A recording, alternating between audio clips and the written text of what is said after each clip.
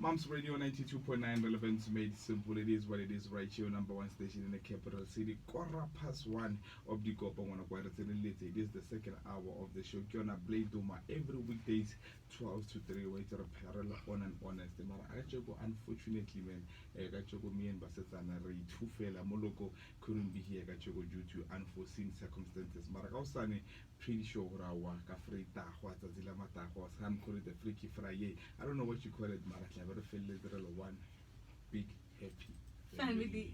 And I love the fact that on Fridays, you know, do something on the deck. So definitely tomorrow you would want to tune on to Blade Duma from 12 to 3. Allah, we just played you a throwback. It shows with a throwback Thursday. What's was telling me about Uzola Bad. Prince, finally, I knew this song. Finally, you know the song. You did not know the song. No, say to Lord by your line system. Benny came on to our no, actually, Abari. About Belly and Azola Bad, but they're just referring to her as a metaphor for Koloi Ishiana Hotana Lizola Bad. Not Koloi, nearly takes baby. Yeah, what's that I knew about such things? But anyways, man, you know, every second hour of the show, content and Monate Tota and we have Sipo. I don't know if you are familiar with the Q's podcast. Yeah, Kevin Amokaisika Moi content and Monate Tata without us saying a lot. Sipo as a sky which is keep on my Q's podcast in case we don't know side judge. Hola. How's it, Prince? Sure, Basi. Sure, Sipo. How's it? Welcome to Mams Radio. Kialeboha for inviting me, and greetings to your audience, your viewers there. Mohai. Then, yeah, my name is Sipo, the host of the Q's podcast. The Q's podcast. Yeah, it stands for Quintessential Experience with Sipo. So. Yeah, it's that quintessential experience. And I try to be preeminent and a pioneer, especially Mokasi, to spark this revolution here, podcasting. We should start taking podcasting seriously because of so we cannot afford the luxury of sitting there and doing nothing and always having excuses. You know, the internet has decentralized information. The information we need is there on the internet. It's about you searching for the right information, finding it, processing it, and articulating in a manner that people are going to understand it. So hence I started this podcast, and it's been a year old. We're sitting on 1.2k subscribers, and please, they must check it out. I've did an interview with Max Papo. Maruti from Skim Sam. The interview is doing quite well. It's a 1 hour long interview, and we are diving deep on spirituality. It was a spiritual affair. Wow. So it's a year old, né? Yeah, it's a year old. So are you hosting alone, or maybe there's a team that you are working with? When it comes to the recorder, how does it work? Normally, I don't have a studio. I have a guy whom I work with called Rodri. Shout out to him. He's a videographer. So normally, when I have interviews, especially big interviews, I use the services of Rodri. And then most of the time I do research, I interview myself. Then if I don't, I'm struggling to find a guest, then I do monologues. Okay, one man. And because I'm fascinated about history, fascinated about politics, fascinated about religion, fascinated also about sports, even music. I was also listening to the beefier Kendrick Lamar. So like I was dissecting it, like what does it mean, especially for the culture? Hip hop. I can say that I'm an autodidactic. My brother, I want to ask, because what you say, radio, why didn't you maybe come up or maybe take a demo, go for radio, and then rather going for podcasting? No, I think what I love about podcast is that I can do long formats. Radio, I have to, if I want to start radio, I have to go through the beginning stages, come on the radio, learn. So podcasting, I love that I can share my thoughts without any distraction, where maybe there's an ad or something. And I love long format because of I can unpack so that I take difficult concepts and then make them palatable to the audience so that they can understand, simplifying difficult concepts. Because remember, Mokasi and Kasi, you can see how it was structured. It was structured. I remember. Let me quote Stephen Bantubiko. He said that when you growing up, you come from the township. It's a miracle to make it because of the conditions we are put under. So the conditions, Samokasi, it's like there are no opportunities. There's not a lot of opportunities. So hence there's crabs in the bucket. When you start making it, people start pulling you down, or no, we want to be happy and stuff. So it's a gas. So we need to grow out of this mindset democracy and build now an emerging community as a young people, because of young people are the one who will spark a fire that will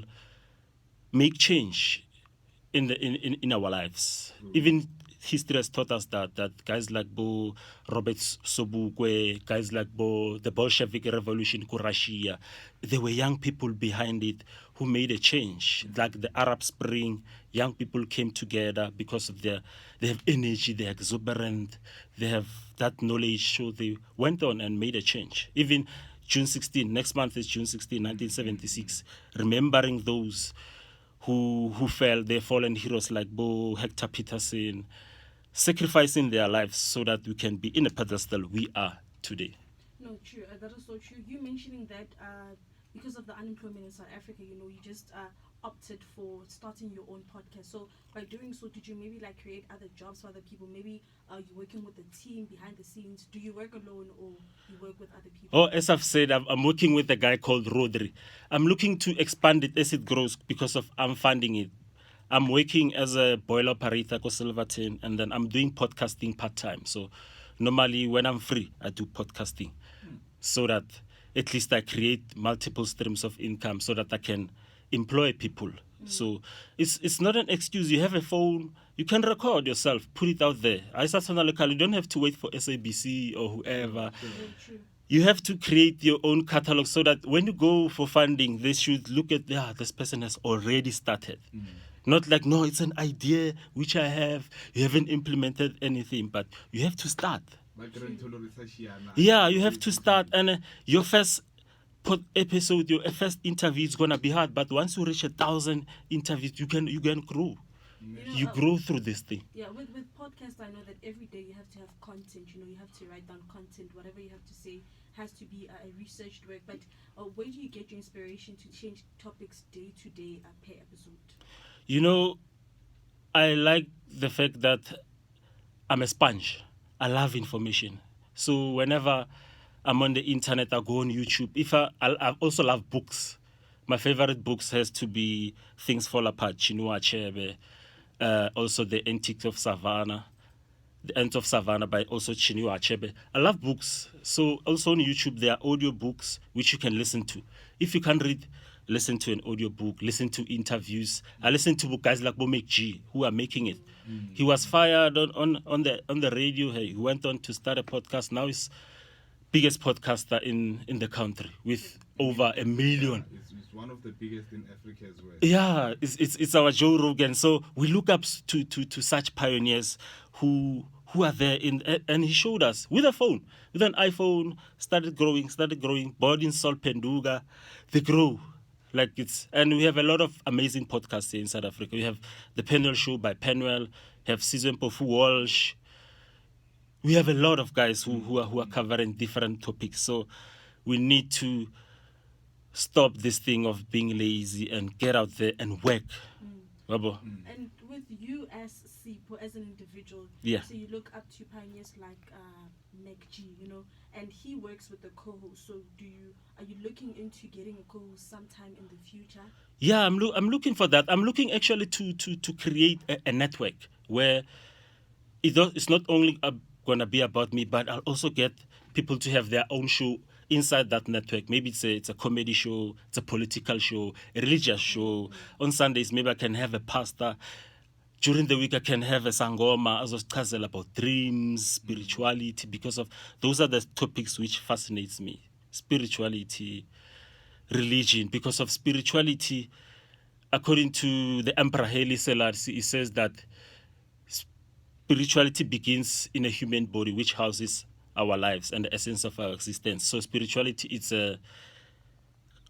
a connection between the divine, myself, and other people. So it's a connection. And then religion is a set of rules, regulations, and rituals. So it's an organized institution. Hence, when you go back, you start tracing the history of Christianity. Started in Palestine as a fellowship.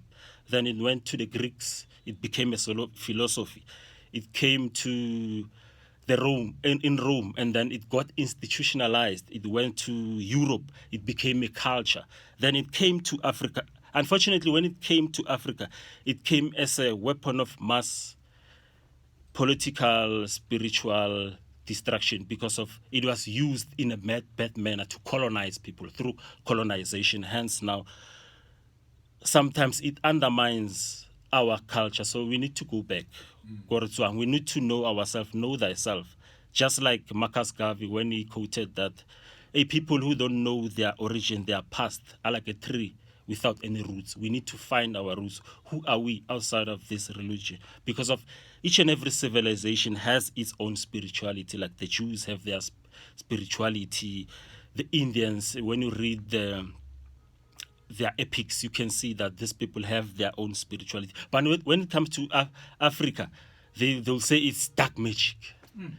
And each and every civilization has its own dark magic. So we're carrying now this burden of defining ourselves in a foreign language. So when you define yourself in a foreign language, you stand to use that language in a condescending manner. And we are yoked by these derogatory terms. So therefore, I say there's no such a thing as black magic. So can you go to maybe form cheetah or sister they're looking into dwelling into your industry, maybe tapping into podcast, and maybe share with us some of the challenges that you faced so far since when Olorum Kalo push a podcast. It's been a year now. What are some of the challenges? Maybe share with us. Maybe maybe for somebody what to expect on the road. The challenges is that you have to buy your own data, get your own equipment, and then you have to research. So researching is not easy, and you have to be factual so that you don't get cease and desist and all. You don't spark controversy, but you need to research. And there will reach a time where you feel like you want to give up. Also myself, I once reached a time where I wanted to give up, but I understand that this thing is bigger than me. It's a calling. Because I come from a place where I was a staunch Christian, where I was preaching and all those things. But through colonization, you start realizing that progress, it was put in the sense that it's a unilinear. So unilinear is like drawing a line and then we're at the arrow. So you have to go through this stage, next stage. So let me break it down simple. It's like going to crash, going to school, going to high school, and going to university, getting a job, buying a car, buying a bond. So those things, they are predetermined by actual scientists who realize that, no, people have to go this path. But Tina, Africans, we live in circles.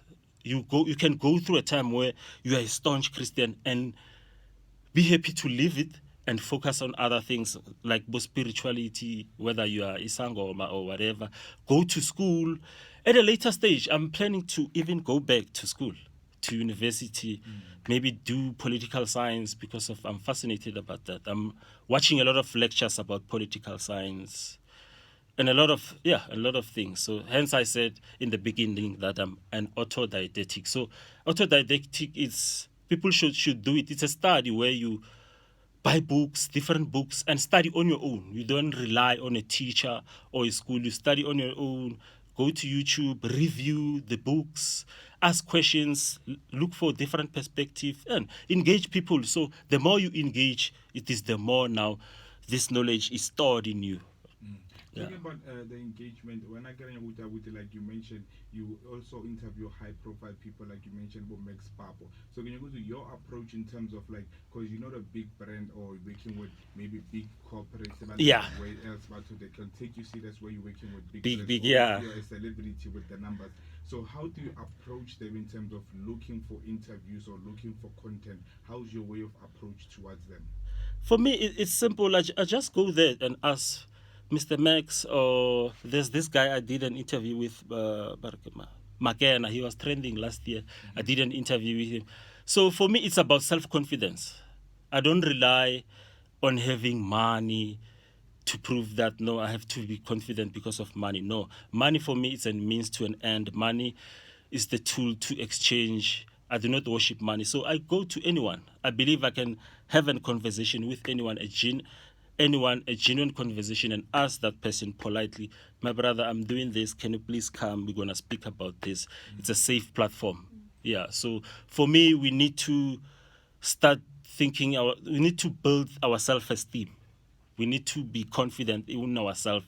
Know thyself. So in me, one, I have my ancestors which they are here with me because of I'm a spiritual being who's having a human experience. I've incarnated this body. So hence I've said spirituality is complex, spirituality is nuance, and spirituality exists simultaneously and also in parallels. So right now we're having this conversation, and then Hero Rubala late, we go into another parallel world where we dream, Walora. Then we go there, we access now information, past, present, and future. Then it's a dream is like an experience. You having this experience. Your child says, or come around, something like this happened to you, or now be careful of this person, or look out for something. An opportunity is coming for you. So hence now I'm pushing this thing out, but they must go back, know themselves, be in one with nature, and start knowing themselves. We don't only have 5 senses where you can see, hear, and taste and whatever, but we also have this intuitions, that gut feeling. Salabona ufitla in a place, this thing, it has konahal, or move away from this place. But when you don't listen to that voice inside of you, hence I said that we must go back to our real self, and we'll have we'll have that thing, or when you approach anyone, whether it's a celebrity, whether it's a president, but you can have a meaningful conversation, a respectful one, because of when inside of you, that person can feel your energy, the vibration. You're vibrating at a higher frequency than a lower frequency. As you can see, Mokas, a lot of people are vibrating at a lower frequency because of the poverty which is happening, Mokas. It was structurally that, as I've quoted Steve Biko, it was set up to fail. It becomes now a miracle to make it. A tough, you have to jump a lot of hurdles to you're dealing with the neighbors, you're dealing with friends, you're dealing when you are different, people can't stand, or you are different, you are who you are. They start getting jealous, or no, it's better to talk him alone. It's a reality which we are facing, Mokas. It's a sad, my brother. So hence we need to conscientize people. Us as spiritual people, as leaders, we see the road ahead. So it's incumbent upon us to tell these people, it's not going to be easy, it's going to take time, but we have to plant the seed. I tell you that in few years to come, you'll see a lot of young black people coming out, expressing themselves. It's our responsibility to, with these platforms like your show you are doing, it's an amazing work. I'm doing a podcast. We're doing something other than sitting and waiting for a Messiah. There's no Messiah who's going to come and save us. You need to save yourself. So, Brasipo, can you put the numbers on YouTube now? How many numbers now? It's almost 1.2K. It's a lot, bruh. It's a lot, ne? Go YouTube. It's a lot, Because for bruh. podcasting, especially it's not a lot of podcasts out where they have 1.5, and like you said, it's only a year that you've been in the podcasting. So I'm imagining you now down the line 3 years. You, my so brother. that means it's 2 times, 3 times. It's doubling. When are you being here? Like you can tell, go to Parasipo is informative about what he's speaking about, and then I'm wanting to looking at the podcast with now with you having the time, having the knowledge, having the research, that, like you're telling us, or Lena, throughout your path, your podcasting, Yeah. what you've been through and so on. Yeah. So then I'm one of those who I'm willing to check out your content. Yeah. Interview makes pop. Yeah. So maybe can you please give us when are you airing? Maybe go YouTube. When are you going live? How can we access the podcast for YouTube, or there's other access? More can we access something either than YouTube? Please plug us with those. All right, go YouTube. It's called Q's Podcast. Please, guys, subscribe there. So normally I drop episodes on Mondays. The latest episode I've dropped, yeah, Kaizer Chiefs, and it's trending a lot. Yeah, it's a. Kaizer Chiefs. No, I'm not. I'm not a Kaizer Chief. I'm a Mamelodi Sundowns supporter, but fundamentally I'm a football fan. Okay, So okay. I'm not biased. I look at the nuances. So I was touching on the history of Kaizer Chiefs, how it started. Guys like Bo Iwe Delip Nene, guys like Butinish Ratha Mokwatling. There's a guy called Ratha Mokwatling who busy now ka KCS Senzo Wapara Specs. So that guy used to play for Kaizer Chiefs. So I love such information which is peculiar, which is unique, so that people can go and look at it. People must know. You'll be debating with someone doesn't know the history of Sundowns, doesn't know the history of Kaizer Chiefs, doesn't know a lot of things.